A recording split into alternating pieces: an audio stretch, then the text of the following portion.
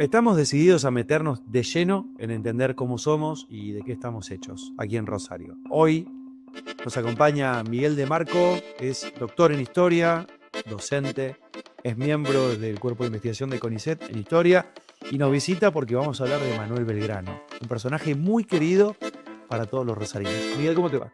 Muy bien, gracias por la invitación. ¿Qué es Belgrano para la Villa del Rosario, lugar al que Belgrano llegó antes de la creación de la bandera? Dame un poco de contexto. Bueno, Manuel Belgrano, pienso que para muchos es una de las personalidades más simpáticas de la historia argentina y para los rosarinos en especial es ese fundador que no tuvo la ciudad. Viste que en otras ciudades, especialmente del interior, se exalta la figura del fundador. Como Rosario no tuvo fundador propiamente dicho, la personalidad de Belgrano, que fue una personalidad con trascendencia nacional, que estuvo tan ligada a la emancipación argentina, viene a cubrir ese vacío, Belgrano. Entonces para nosotros es muy importante.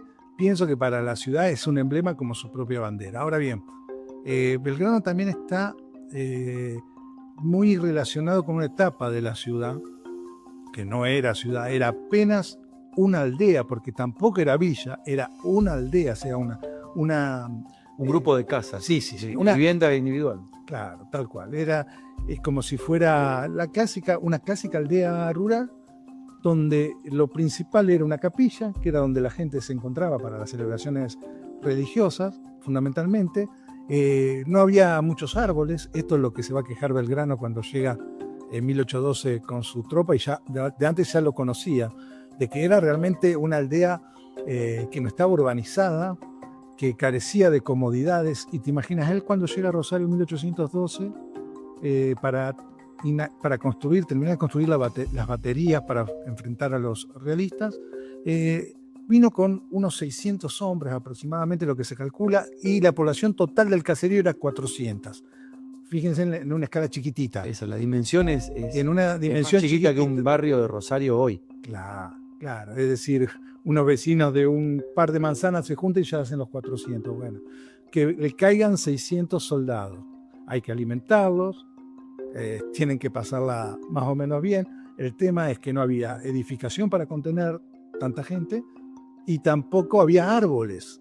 Lo poco de árboles, según los viejos testimonios que había, estaban en las barrancas de la Ceiba, que vos viste que se ha puesto últimamente a un sector del Bajo el nombre Barranca de la Ceiba, pero es para representar ese lugar donde se acampó la tropa de Belgrano. Es decir, tuvo que ir con unas carpas cerca del río, debajo de los pocos arbolitos, unos sauces que había, donde hoy sería el monumento a la bandera, a mitad de la escalinata, para que nos demos una idea, pero 20 metros más para arriba, claro. Porque el panorama, el paisaje era completamente distinto. Es decir, nosotros vivíamos arriba de una barranca cuya altura era la cúpula del Consejo Municipal. Es decir, todo lo demás se alineó hacia abajo para, cuando la ciudad fue moderna, tratar de vincular el bajo con la parte de arriba. Pero entonces, me estoy yendo, pero un poco vos me preguntaste cómo era el lugar cuando vino. Es que me interesa conocer, y creo que la gente también, en qué contexto, a qué ciudad, a dónde llega, porque no era una ciudad, digo, qué villa, qué aldea. Fundamentalmente, Belgrano viene a Rosario por una conjunción de factores, pero que tiene que ver con lo que me estás preguntando. No fue casual la elección de Rosario. Y acá nuevamente, si uno quiere hacer alguna vinculación, la importancia de la amistad en Rosario, porque Rosario estaba ya en la mente de Belgrano porque él era muy amigo de Vicente Anastasio Echeverría. Vicente Anastasio Echeverría era una persona que, habiendo nacido en el Pago de los Arroyos, fue a estudiar a Chuquisaca de leyes, y Belgrano también era abogado. Después se va a vivir a Buenos Aires y traba una amistad muy grande con Belgrano. Estamos hablando siempre antes de la Revolución de Mayo. Y este amigo le hablaba de su casa, del Pago, de lo que éramos acá en Rosario, lo que era la ciudad. Ese es un punto de vista, un contacto cercano que tenía, desde el punto de vista, si se quiere, humano. Pero el otro es lo más importante, el punto de vista estratégico. O sea, siempre, siempre, siempre, esto he escrito artículos y he hablado mucho, aún en el siglo XVIII, cuando esta aldea era aún mucho más pequeña, ya era un punto estratégico de las comunicaciones por la geografía. O sea, no es que nosotros tenemos un destino manifiesto por una orden divina. Nosotros tuvimos la suerte de estar y la seguimos estando, de estar en un punto estratégico desde el punto de vista de la geografía y las facilidades que ofrecía este territorio, porque aún con toda su humildad esa aldea, con todas las limitaciones que podía tener, esto que no tenía ni sombra, ni tenía edificios, aún así estaba en una zona que era segura frente a ataques, por ejemplo, de malones. Por la altura de la barranca. Y por la altura de la barranca estábamos más protegidos de un ataque por río, Claro. Por ejemplo, lo veías venir. O sea que había cuestiones así de geografía, topográficas que favorecían.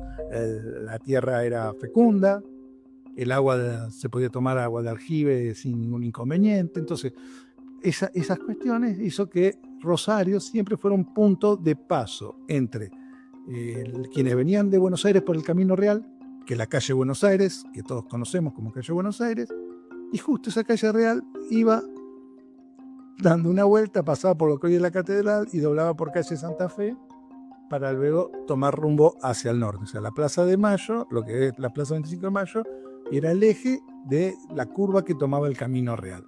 Entonces, estamos hablando de una aldea humilde, pero que estaba al lado de un río majestuoso, como punto de comunicación entre Buenos Aires y Asunción del Paraguay, y estaba en el medio, como hoy cuando uno va, no sé, por la ruta vieja a Santa Fe, suponte, o cuando uno va por la ruta vieja a San Nicolás, que vos vas y atravesás pueblo. Bueno, para ir al norte tenía que atravesar la aldea. Entonces había más movimiento, había una posta para renovar la caballada, para dar de comer. Entonces, bueno, esos eran los factores que tornaban importante venir aquí a construir una batería y que Belgrano viniera decidido a terminarla y ofrecer resistencia a los españoles. Estamos hablando de febrero de 1812. ¿Y cómo era la convivencia con los soldados ante tan poca infraestructura? Digo, había pueblos nativos también amenazando, me estaba por decir eso. Y bandoleros. Bandoleros. Sí, mira, no hay mucha documentación más de lo que informa el propio Belgrano cuando hace su parte. O sea, todo lo que nosotros sabemos de la gesta de febrero de 1812 lo sabemos por Belgrano y sus partes. Y que se fue salvado de casualidad por Antonio Carrizo. ¿Vos te acordás de que había una persona que era periodista en Buenos Aires, que trabajaba también en el Contra, haciendo un calabró de contrapunto? Bueno, ese Antonio Carrizo era una persona que interesaba mucho la cultura. Caminando por San Telmo, encuentra en una librería de viejos un documento que le pareció raro y era el diario de marcha de Manuel Belgrano Rosario. Estaba en una librería de viejos. Sí, era arriba de una mesa. Estamos hablando hace 40, 50 años, más. Pero por ahí, no nos vayamos tan atrás. Entonces, a partir de ahí, por ejemplo, se reconstruye. Y hago un paréntesis, la importancia de la documentación histórica. Algo estábamos hablando nosotros de qué importante. Que en muchos momentos de la historia argentina no se le dio la importancia que merecía. Porque es totalmente fortuito. Una persona que era conocida además y que tenía impacto porque era una persona de los medios de comunicación. A lo mejor por eso también tuvo tanta repercusión la acción de rescatar un documento. Claro, él la entregó, aparte estuvo bien porque le entregó a la Academia Nacional de Historia. Claro, como debía ser. Claro, entonces ahí, te imaginas, empezaron a sacar de atrás para adelante conclusiones acerca de, bueno, a través de ese documento se sabe lo que vivió Belgrano, como te decía, la falta de infraestructura. Después hay leyendas populares de difícil comprobación, pero que como se repite y la gente lo da por hecho, y después me río porque en muchos aspectos esto sucede y se da por cierto, pero igualmente también puede suceder que a través de testimonios orales haya llegado algo y por algo puede tener veracidad. ¿A qué me refiero? Que supuestamente Belgrano, cuando estuvo en Rosario, tenía, por ese conocimiento que tenía con Vicente Anastasio, lo tenía por ende con su hermana, que era Catalina Echevarría de Vidal. Una figura que ocuparía un lugar central después en su vida. Claro, y aquí en Rosario hay como una política municipal desde hace bastante tiempo de tratar de poner en valor el hecho de que las mujeres también estuvieron presentes durante esa gesta y que Catalina fue realmente una persona muy importante para que Belgrano tuviera lo que realmente necesitaban, la contención afectiva, pero también el material, porque necesitaba material para construir la batería y todo. De ahí, en este contexto, es donde se sitúa dentro de la leyenda urbana el hecho de que las mujeres de Rosario, secundando a Catalina, empezaron a abordar las escarapelas, origen de nuestra enseña patria. Entonces, ¿esto quién estaría hablando si uno le da crédito? Que hubo un grupo que lo apoyó a Belgrano. En lo personal pienso que a nadie le gusta tener que compartir durante muchos meses su vida con una tropa de gente desconocida, porque también hay que tener en cuenta que por más patriotas que podrían ser los aldeanos de Rosario, los porteños eran los porteños, los de Buenos Aires era casi otro país para acá, entonces bueno, pero hubo una convivencia, Belgrano no habla de roces, sino todo lo contrario. Y que el 27 de febrero de 1812, cuando él presenta la bandera como inauguración de la batería Libertad, están todos participando. Y ese es el cuadro que nos queda y que siempre festejamos, es decir, pueblo, tropa, vecinos allegados, todos juntos, viendo alzarse la bandera argentina. Claro, además con la perspectiva de ese momento, no la que tenemos hoy, con un territorio nacional construido y constituido y consolidado. Totalmente. No territorios en ciernes, ¿no? Totalmente. Las provincias como tales también. Las provincias eran las ciudades donde tenían cabildo y la jurisdicción de los cabildos. Es decir, nosotros dependíamos de Santa Fe, del cabildo de Santa Fe. Claro. Y por lo tanto la relación era con el cabildo de Santa Fe. Pero estábamos un poquito lejos de Santa Fe, te imaginás, en distancia y todo. Si hoy nos parece que está un poco lejos en distancia y que la vida es completamente distinta, cuando uno pasa la barrera a los 100 kilómetros alejándose de Rosario hacia el norte, imagino que en esa época era todavía mucho más lejos, con otro transporte y otros caminos. Total, yo siempre me recuerdo y el tema que se decía aún ya a mitad del siglo XIX, varias décadas después del paso de Belgrano, que era muy riesgoso ir a Santa Fe de Rosario, especialmente, no solamente por bandoleros, por algún malón, sino también por la abundancia de bandadas de perros salvajes que perseguían al viajero y lo tiraban del caballo, lo devoraban, hacían un desastre. Entonces, realmente, por ahí ir por río era mucho más seguro, pero demorabas un montón para ir de Rosario a Santa Fe, corriente arriba. Entonces sí, eso también va marcando una identidad local. Entonces fíjate vos cómo se va juntando cosas, ¿no? Por un lado, hemos puesto en valor un episodio, una gesta nacional como la creación de la bandera, muy importante, pero por otro lado había un localismo en Sierra que se va haciendo producto de que estás en una situación distante de tu cabildo, distante del cabildo de Buenos Aires, pero estás como en una posta. ¿Y qué pasa cuando estás en una posta? Es como estar en una estación de colectivo de hoy. Ves pasar gente, te conectás con los que vienen por el río, por los que vienen por el interior. Entonces, ¿qué se va gestando? También un diálogo cosmopolita, una apertura a lo que viene de afuera. Y por eso todos estos elementos van a explotar después de 1852. Claro, lo último que quiero preguntarte sobre 1812 es el armado de la batería Libertad, Independencia y el momento preciso de rebeldía de Belgrano de diseñar un símbolo patrio, la orden de que no lo exhiba o que obviamente no lo lleve, no lo porte y su definición de desobedecer ahí. Sí, bárbaro. Yo le diría, vieron que a veces el tema de cómo uno vive y las cosas que vemos que te tiran tan abajo el ánimo, bueno, yo les puedo asegurar que Manuel Belgrano eso ya lo vivió y lo sufrió en carne propia. Todo lo que hizo, lo hizo en un acto de rebeldía, en una situación completamente adversa para hacer lo que se quisiera hacer, sin abastecimiento, sin tropas, sin apoyo. Él era un revolucionario, una persona sumamente formada, puesto a ser militar. Pero tenía una gran formación. Había estado en Europa, tenía una visión del mundo. Entonces para él la bandera era mucho más. O sea, si uno ve en el código militar de aquel entonces, lo que hizo Belgrano fue solamente atenerse a lo que establecía en aquel entonces el reglamento militar, que era cuando se terminaba de hacer una batería, cuando hablamos batería, no sé, aclaro por las dudas, no estamos hablando de... No, claro. Del instrumento musical.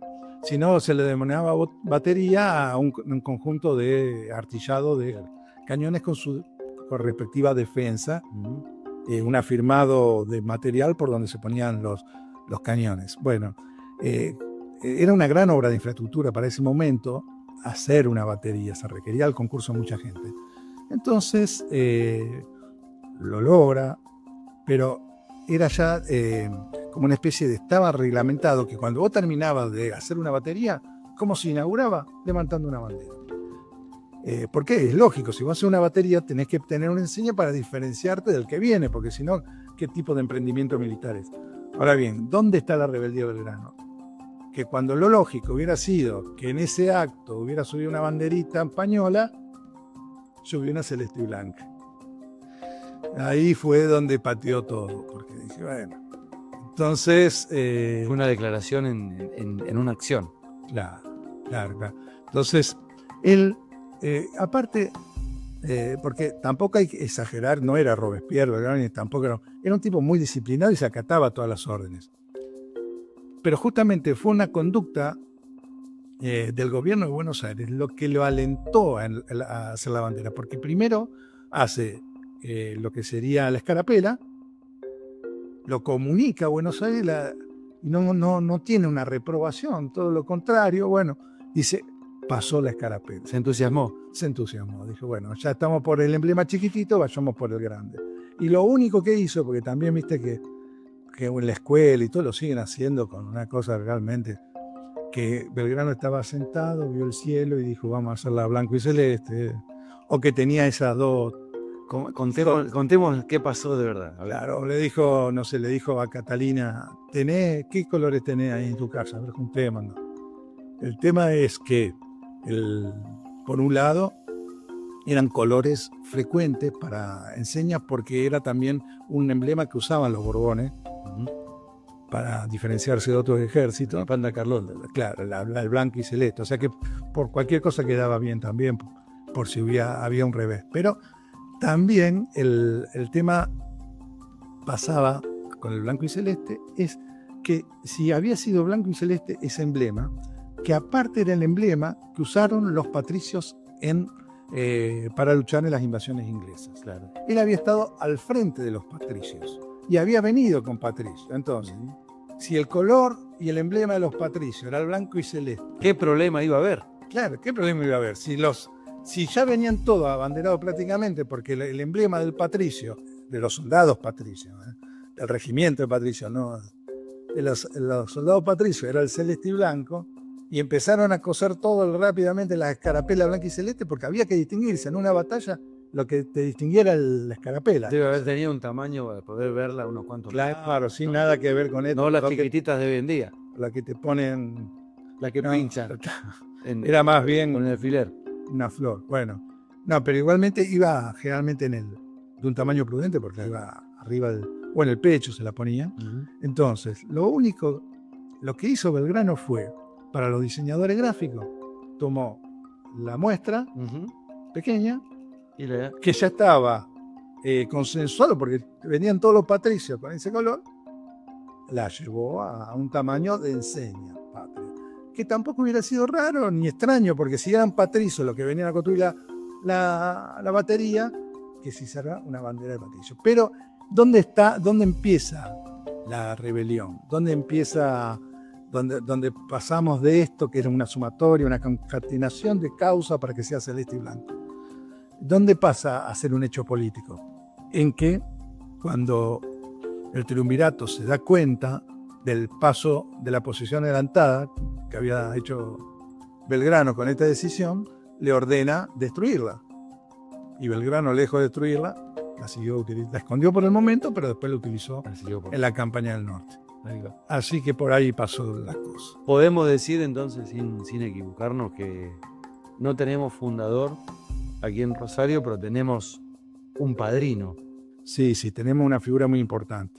También, si me permiten, no quiero resultar muy complejo o pesado en esto, pero la identidad se construye habitualmente una construcción política, humana, o sea, no es que solamente por costumbre, y en Rosario, a partir de que es elevada al rango de ciudad en 1852, hay una élite dirigente, entre las cuales estaba Eudoro Carrasco, que era un historiador, que va a escribir una historia de la ciudad, que era muy amigo de Bartolomé Mitre, ¿Y quién fue Bartolomé Mitre? Aparte de ser presidente, ¿no?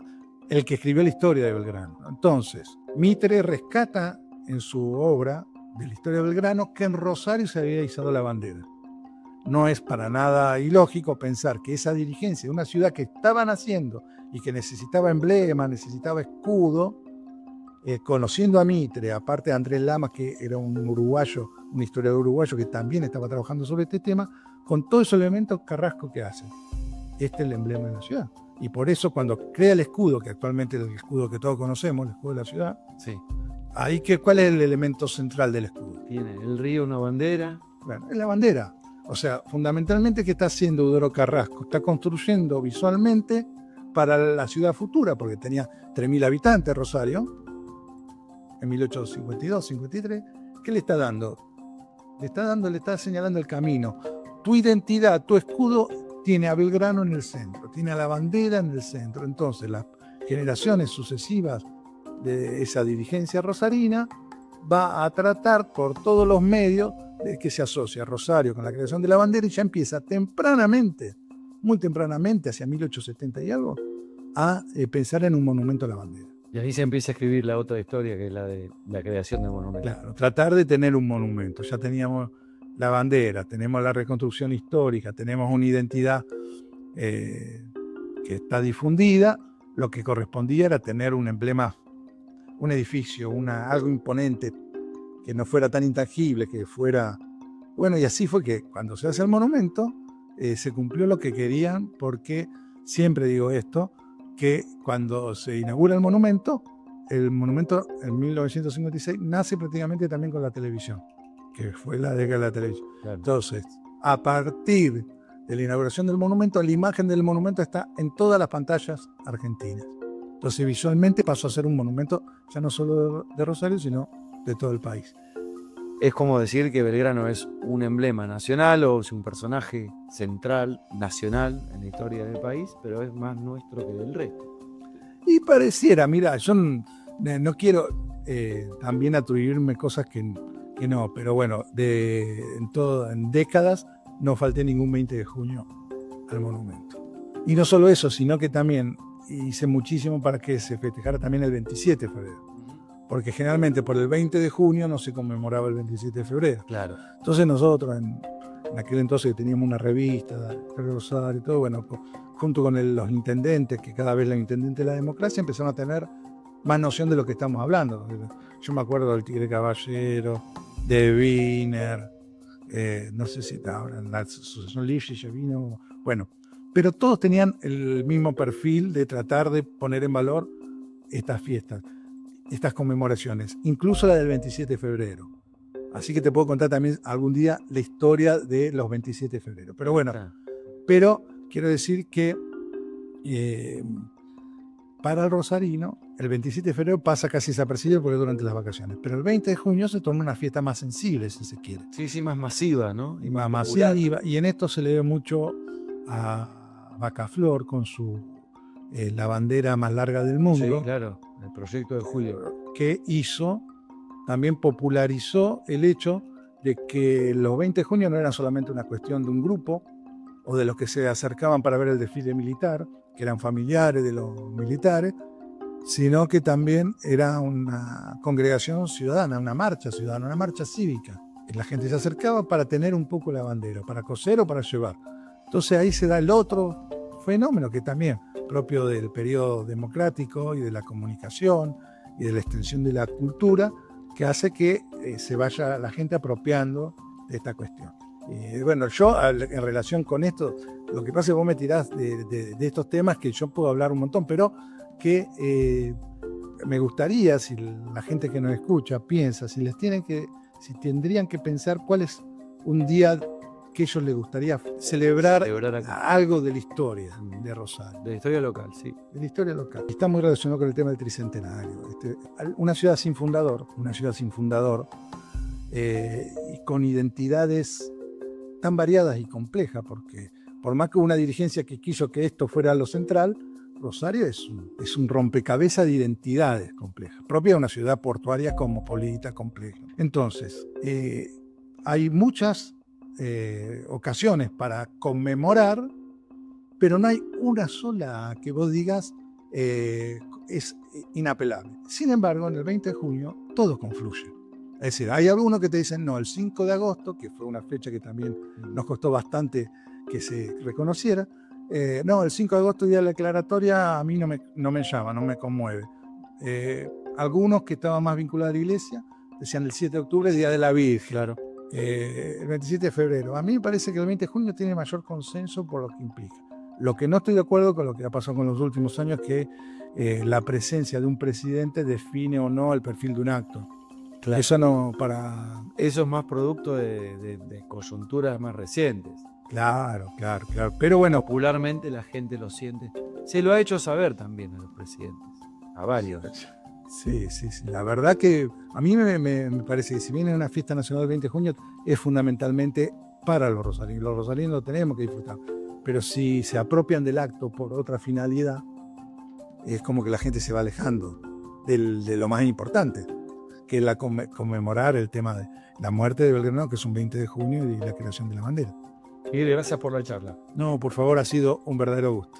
Seguimos tratando de encontrarle razones, explicaciones al porqué de nuestro amor, a veces exagerado por nuestros propios símbolos. Bueno, tienen que ver, lo conversamos recién, con la conformación de nuestra propia identidad. Somos los símbolos que amamos tanto. Hasta la próxima.